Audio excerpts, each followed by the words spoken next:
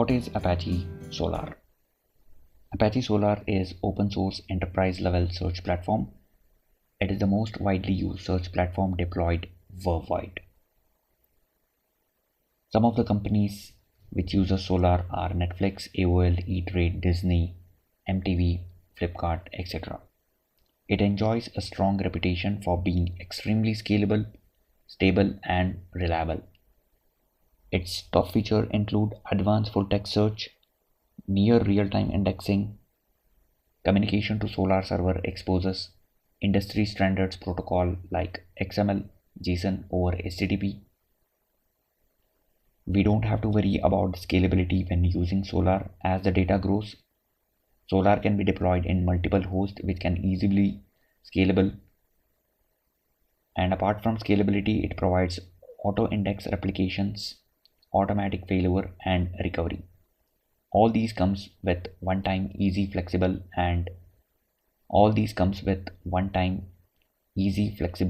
XML configurations.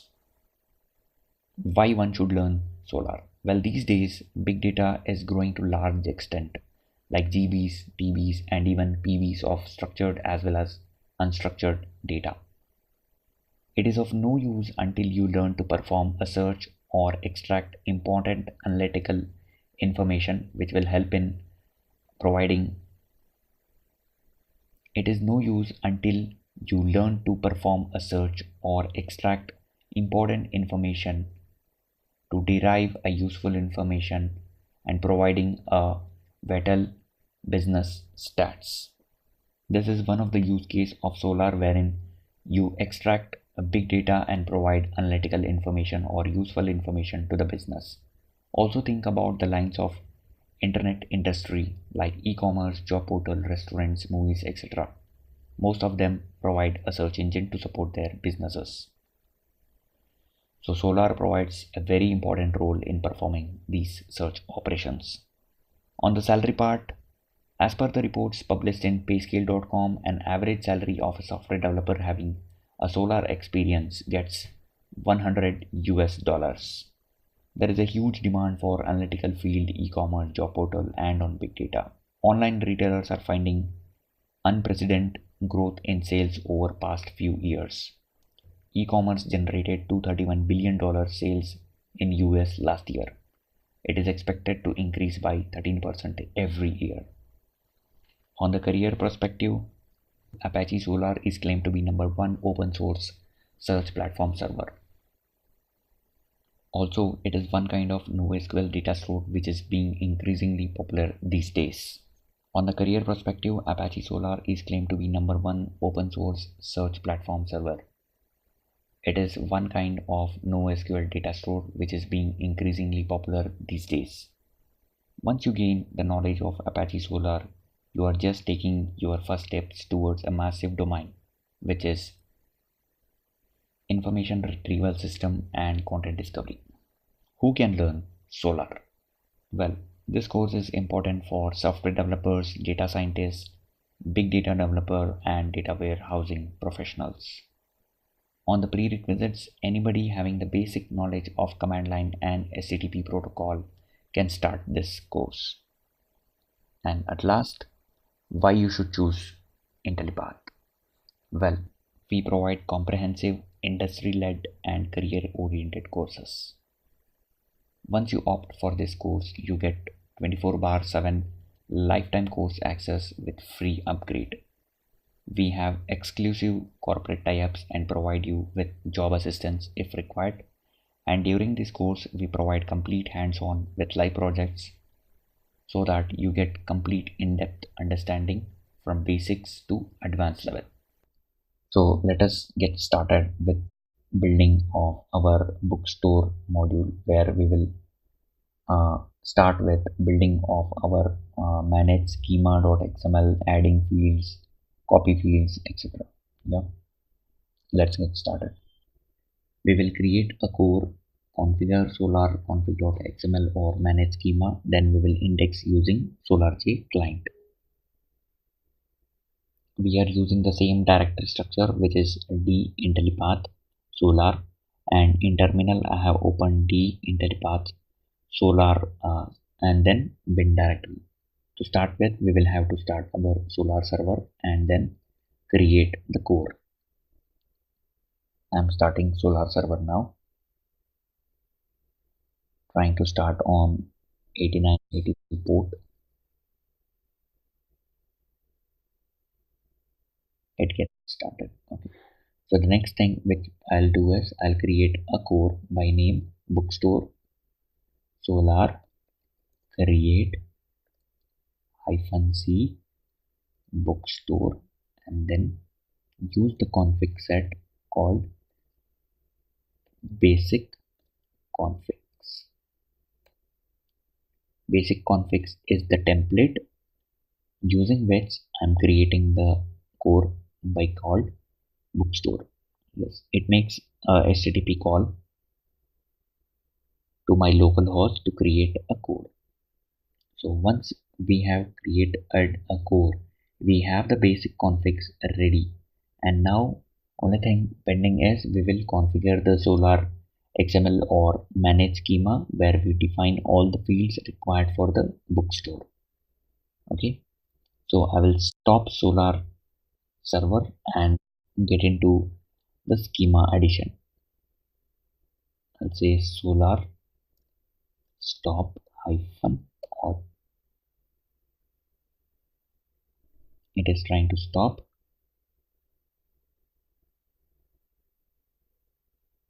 Okay, it has stopped now.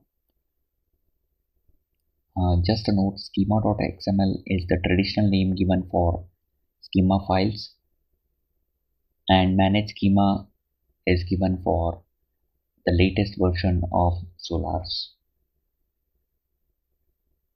If you are using SolrCloud, you may not able to find any file under these names on local file systems, because all these files get stored in our Zookeeper. We will get into SolrCloud mode in the further modules, right? As of now, don't worry about SolrCloud deployment. So let us go to the directory where the code got created and add the manage.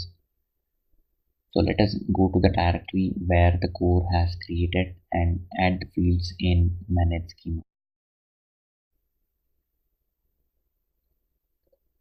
My core is created under server, Solr and bookstore, and then config we have manage schema.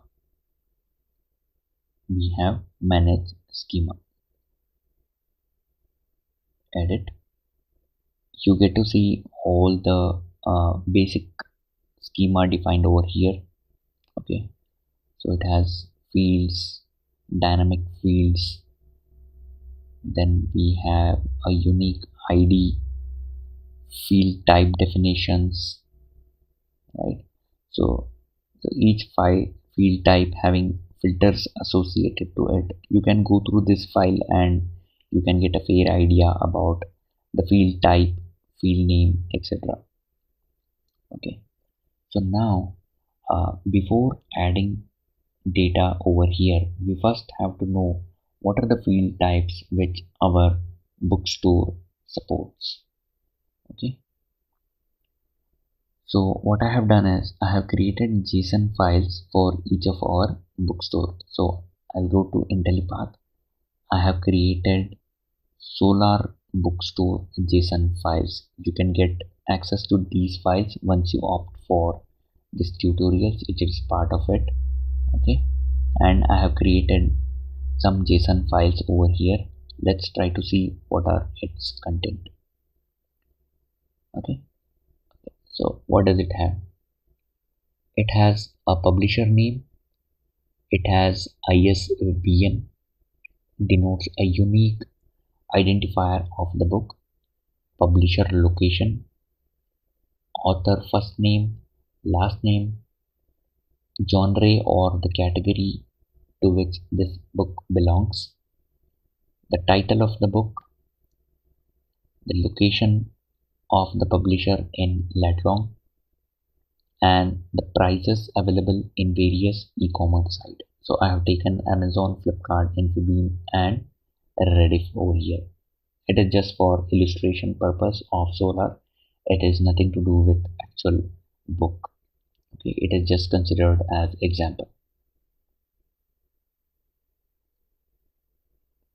Let us get into the manage schema and see what are the default fields present in the config. Okay, so it has started with schema version, name. It has fields, dynamic fields, unique ID, field type. So each field type having analyzer and filters associated to it, right? Yeah, let us see what are each of them says. Fields are defined in fields element of schema.xml. Once you have a field types set up, defining field themselves is very simple. Okay, so each field is defined under our fields root node. The bare minimal thing to have a field name, right? So field name should consist of alphanumeric or underscore character only and not to start with digit. Names with both leading and trailing underscore are reserved. Each field must have a unique name to identify itself. Now the type parameter says the type of the field, basically data type denoting uh, the field type, associated class, and the filters applied for this field. Type is the custom name defined over here, and the same entry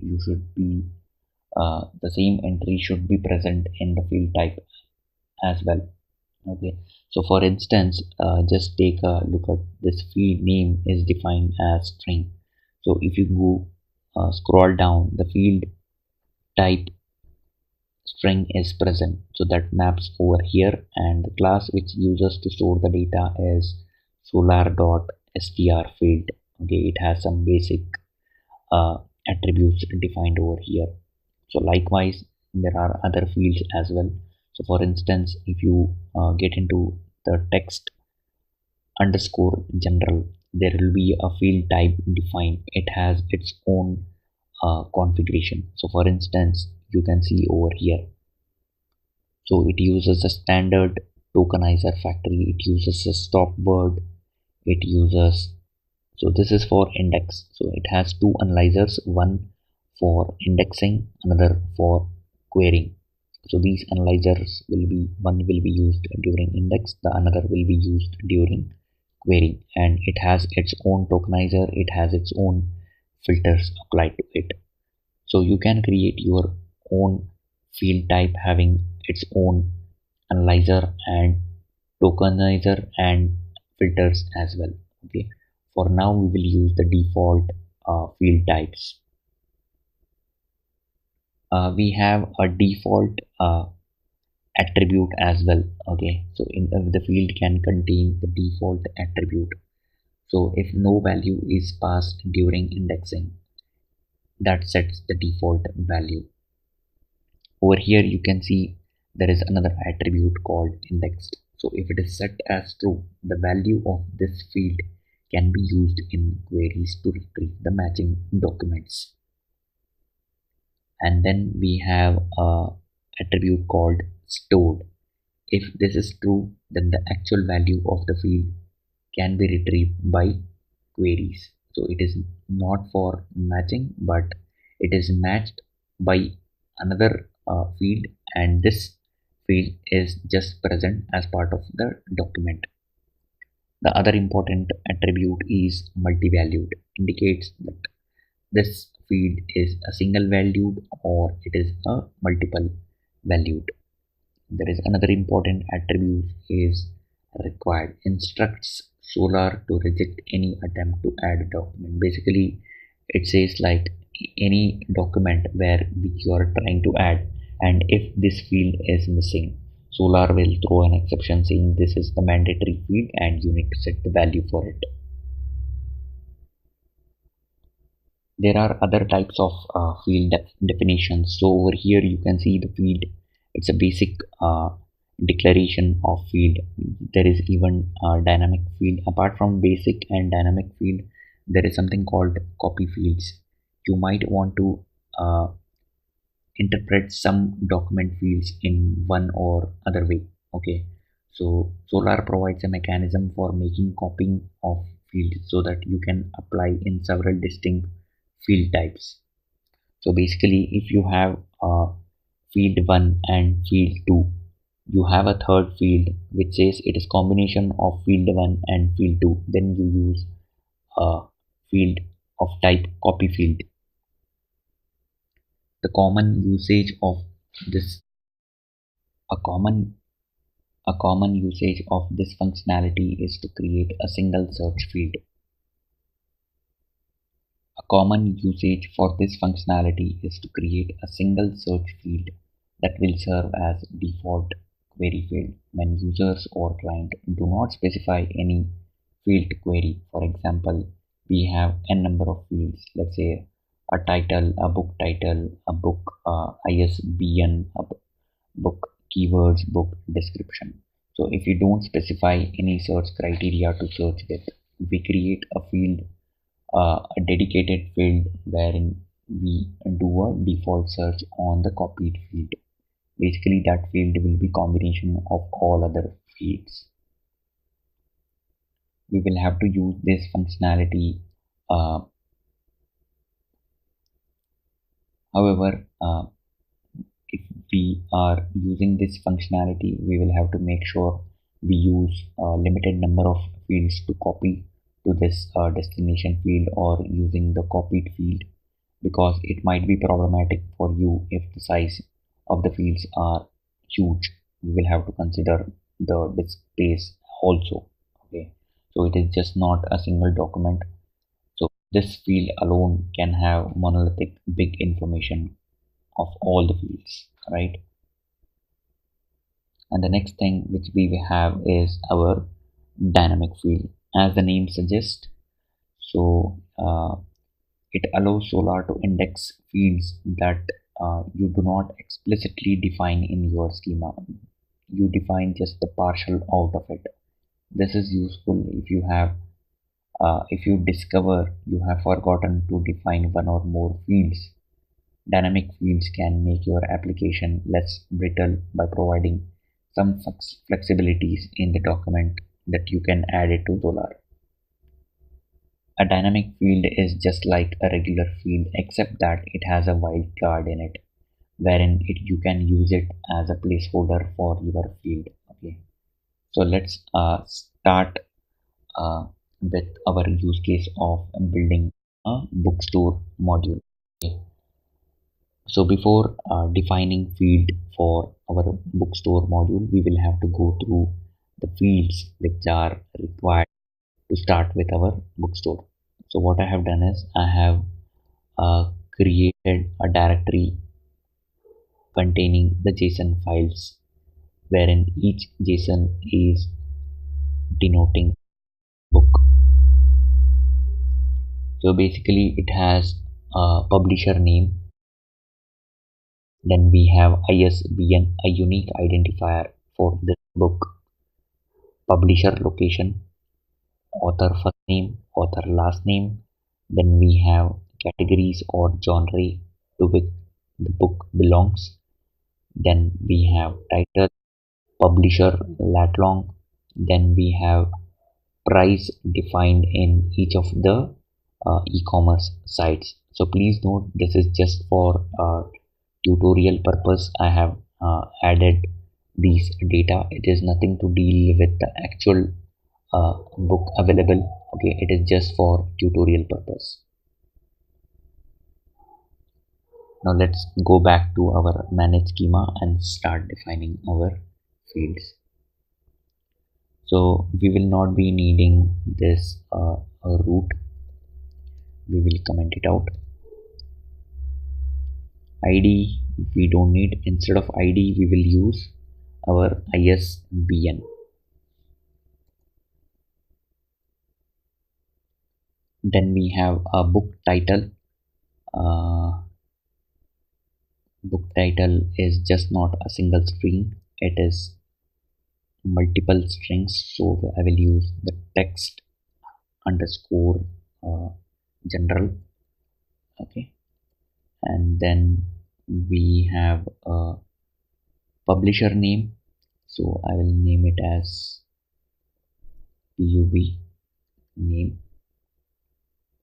It is a single string, it is indexed, stored. Okay, then we have author first name and last name, right? Let's say author first name, then author last name, right? And then we have publisher location,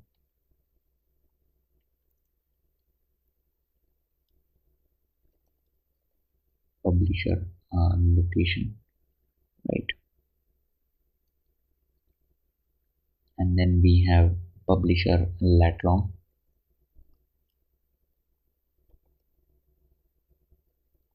Instead of string, I'll use it as location. So this is responsible for storing the coordinates. I will even need the dynamic field by name coordinates. Okay, so I'll say star hyphen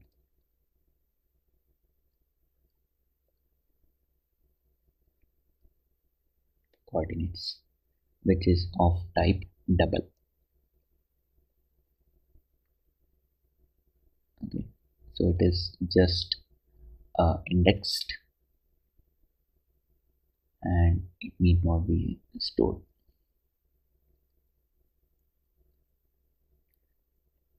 This is optional. And then we have the categories.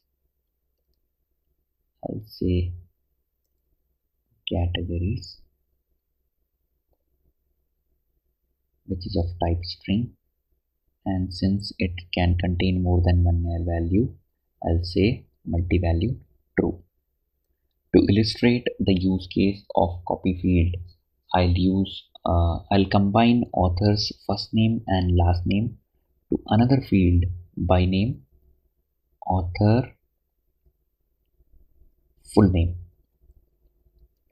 I'll make it as multi-valued so it can combine the result of author first name as well as last name.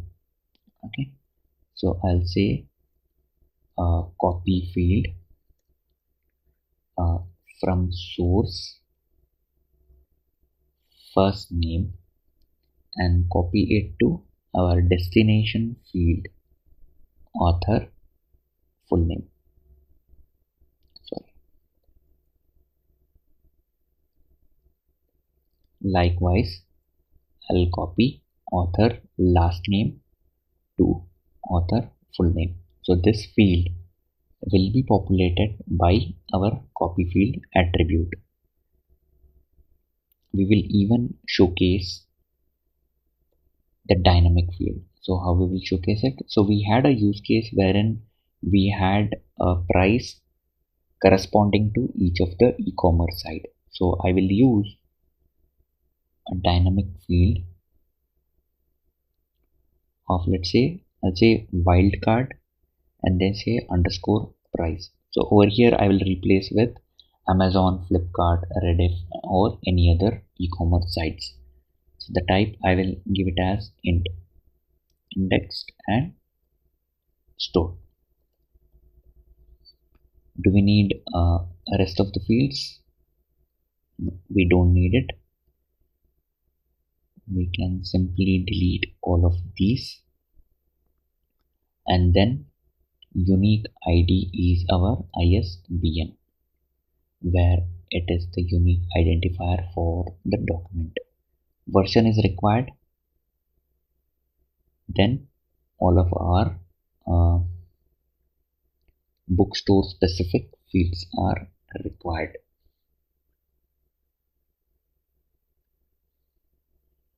So let us cross check once again. We have 1, 2, 3, 4, 5, 6, 7, 8, 9. We have 1, 2, 3, 4, 5, 6, 7, 8 and 9. Right. We are good with our declaration of fields. And now we will start with our Eclipse project to index the data from our JSON files and store it in Solr. Okay. So we are good with our fields declaration.